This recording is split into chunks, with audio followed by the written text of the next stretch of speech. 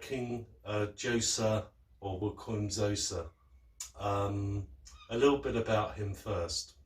He ruled Egypt from 2649 BCE to 2630 BCE for a period of 19 years. So that was 4,669 years ago. Now I will be doing a small video on BCE and ACE and AD and BC and that sort of thing in another video, just to explain the terms. But what you need to do is add our calendar onto a BCE date to find out how long ago it was in his history. Okay, there is a record on the Palmyra stone that King Zoser ruled for 28 years, but we seem to recognise that it was 19. Personally, I think that when the mortuary cult was installed, it carried on recording his regnal reign as if he was still alive, which gives us a good indication that at least the mortuary cult was in place for 9 years after the burial. But we'll talk about that later. First of all, we need to find out what there was before the Step Pyramid, because this was Egypt's first stone structure. Before then, there were other buildings in Egypt for kings, of course. So we're talking about the early dynastic times, before North and South were merged into one state. We're talking about the first and second dynasties. All those kings, where were they buried? Well, their favourite place was a place in Upper Egypt called Abydos, and they built their complexes out of mud bricks. But their door lintels in front of their hallways, which they seem to have these open chapels where you could come and venerate the dead king, were made out of stone. So those were the only use of stone up to this first project of King Zoser's Step Pyramid. There was also a second place in Egypt, which was at North Saqqara, which is where we are here now. And this place was venerated to the god Soka. So remember, we've got two kingdoms, and before there was union in Egypt, they both had their ideas of the afterlife. In Lower Egypt, they venerated a god called Soka, who represented the god of the dead, the god who get you to the afterlife.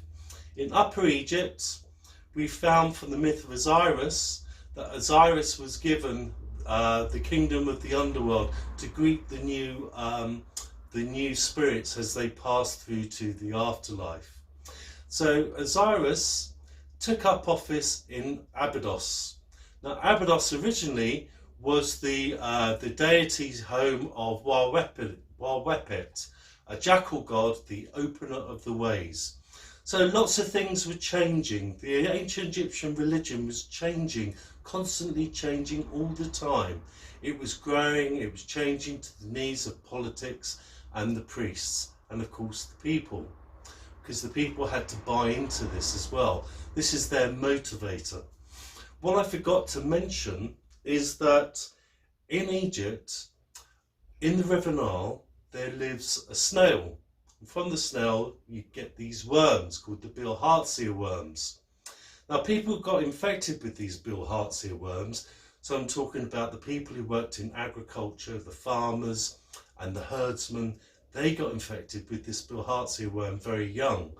So the average life cycle for an ancient Egyptian is between 35 years of age, from 0 to 35, sometimes to 40, 45 max.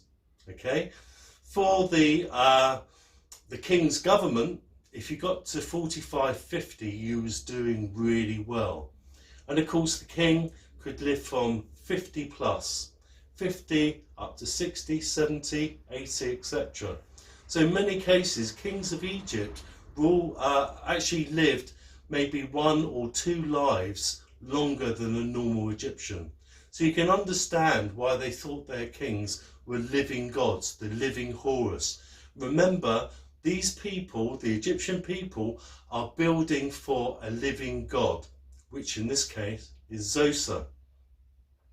So going back to the creation myths, not the creation myths, sorry, the story of Osiris, Horus inherited Egypt from his father Osiris. Kings of Egypt identified themselves as the living Horus. That was their legal right to rule Egypt. And because they because they had the legal right to rule Egypt and they inherited it from Osiris, everything in the land of Egypt was their own. Even the people, the chattels and the people. At this time, the people don't even have an identity. They're counted along with everything else. So the people, 70% of the population, had to do work and service for the king. Now, we don't know how long that work and service was during this period, but we do know from records of a later time called the New Kingdom that Egyptians had to do a 5-year service. And in the New Kingdom, people were quite rich then. They had their own prisoners or slaves. They could send a slave or a prisoner along to do their work and service for the king. And we know that that period of time was 5 years.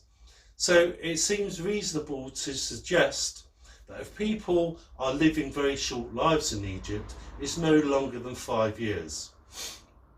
So 90% of the work involved in this project is done freely.